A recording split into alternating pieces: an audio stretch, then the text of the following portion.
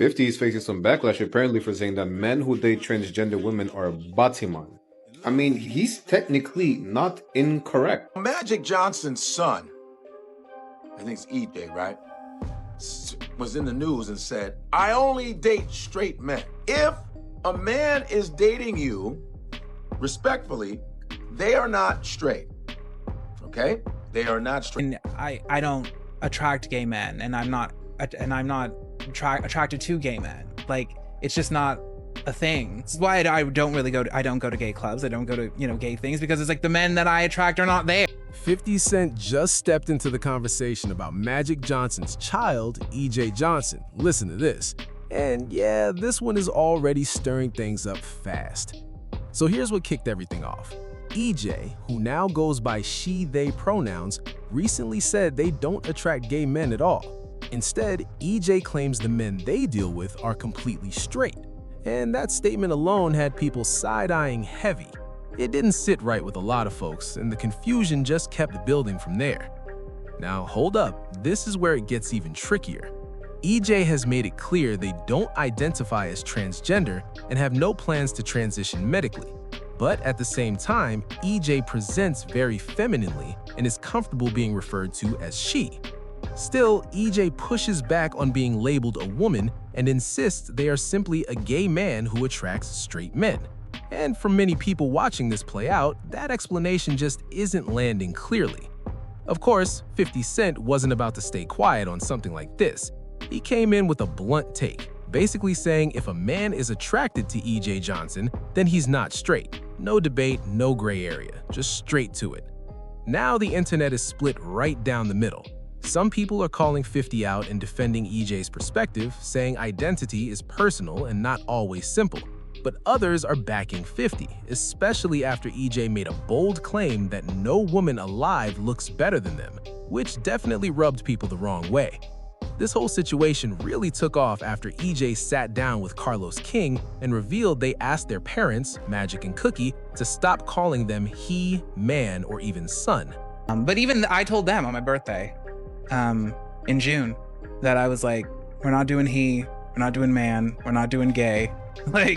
And it was very freeing, even like son.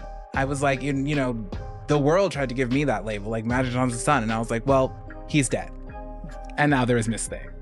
We're not doing that either. EJ then doubled down, listen to this, saying people should use they or she when addressing them, but made it very clear they are not transitioning into a woman.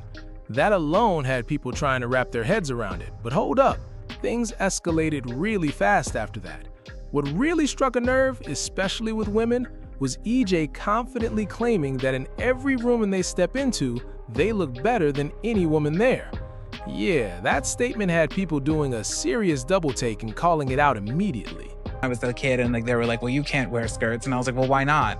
It's like my inner being was like, there's nothing wrong with this, especially if I look cuter than any girl does. Like, what's the problem? What's the issue?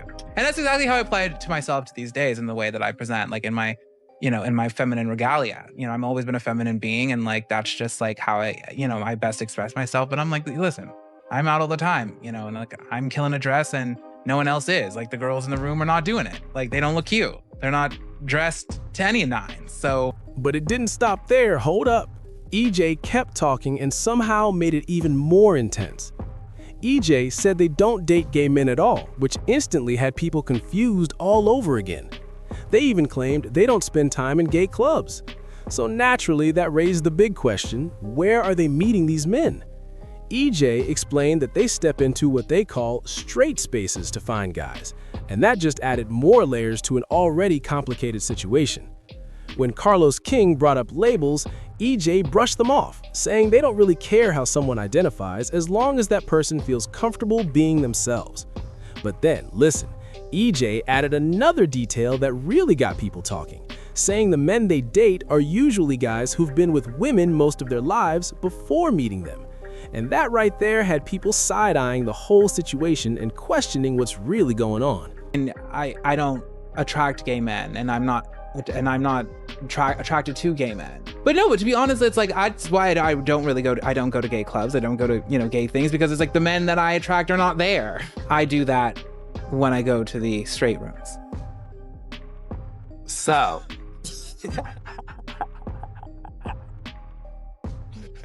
so has it always been that way for you in terms of when it comes to men?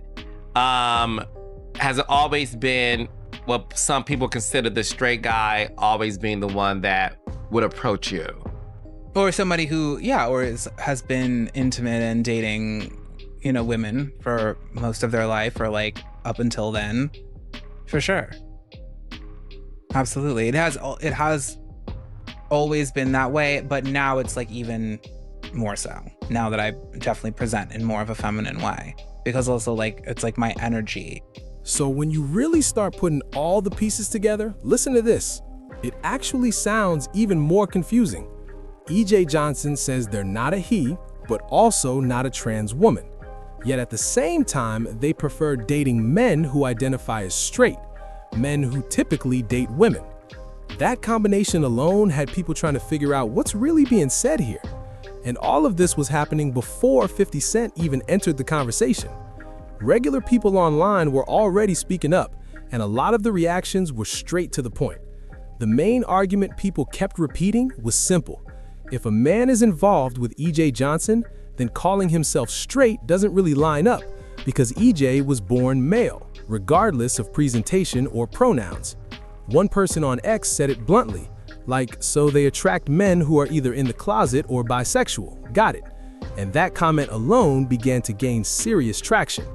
Another person added, gay men are attracted to men who embrace being men, whether they're masculine or not. So why would a gay man date someone who wants to be treated like a woman?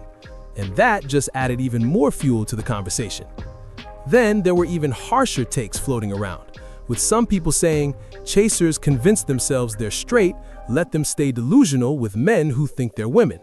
Comments like that made it clear how divided and intense this debate had become online. But the biggest contradiction people kept pointing out was hard to ignore. EJ says labels don't matter, yet draws a firm line against dating gay men. And that had people like, wait, so labels don't matter unless it's one EJ doesn't agree with? A lot of people also started questioning the logic behind EJ's statements. And honestly, you can see why. EJ says, I'm not a he, but then focuses on men who are attracted to women. That had people asking, if you're not identifying as a man, then why does it matter if the men you date are straight or gay? Shouldn't it be about the connection, not the labels? That question alone kept circulating on social media, and the backlash grew so loud it finally reached 50 Cent. And you already know 50 Cent wasn't about to stay quiet on this. Listen to this. 50 came through with a blunt response, writing, wait, if you're in a relationship with a man, you're gay. That one line had the internet reacting instantly. But he didn't stop there.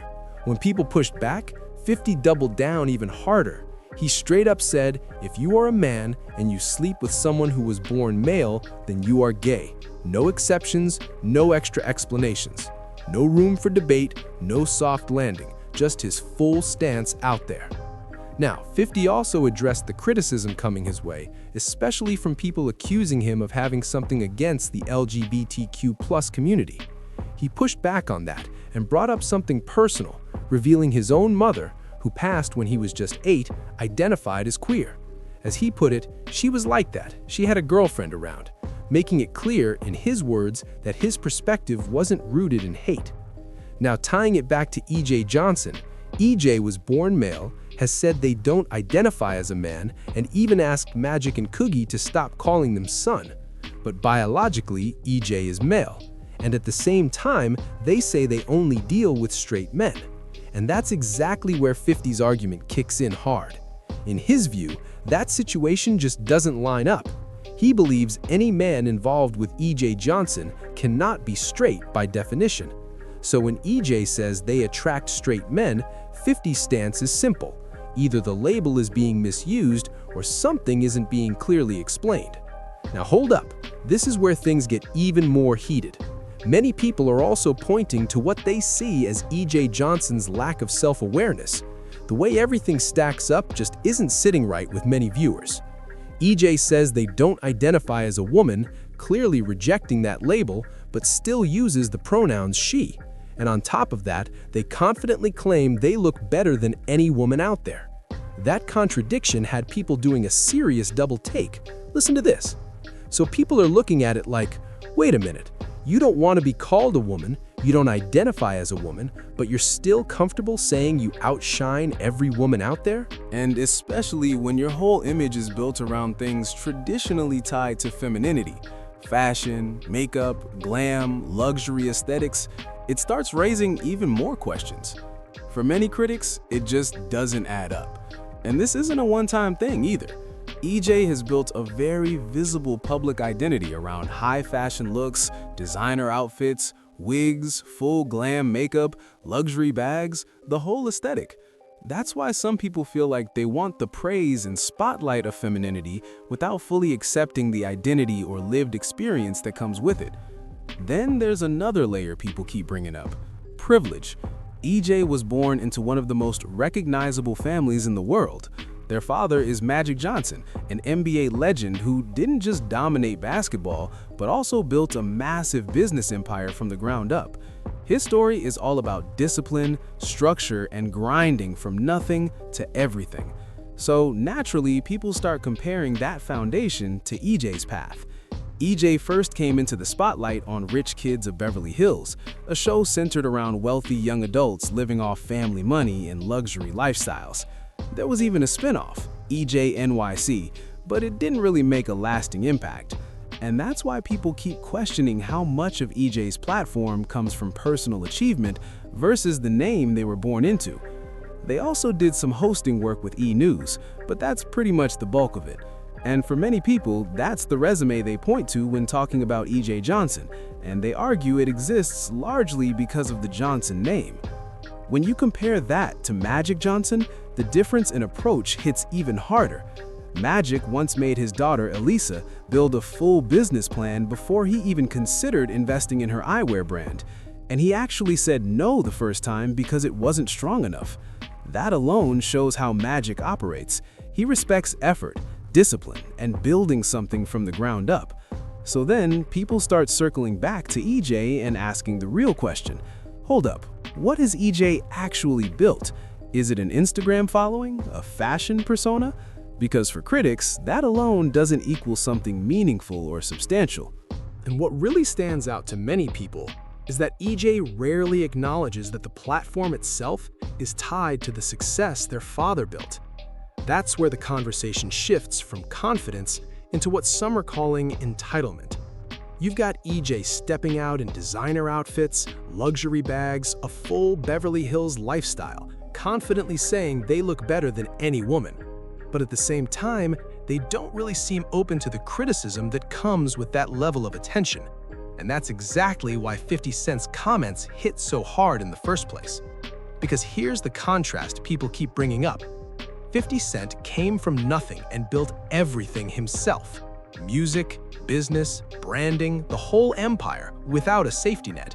So from his perspective, he's just calling it how he sees it, and he's not softening anything to protect anyone's image. At the end of the day, this whole situation has people split, loud, and standing firm on both sides. So now it's your turn. Do you agree with 50's take, or do you see EJ's perspective? And how do you feel about EJ saying they only attract straight men? Drop your thoughts in the comments. Make sure to like, subscribe, and share this video. And stay locked in for what's coming next.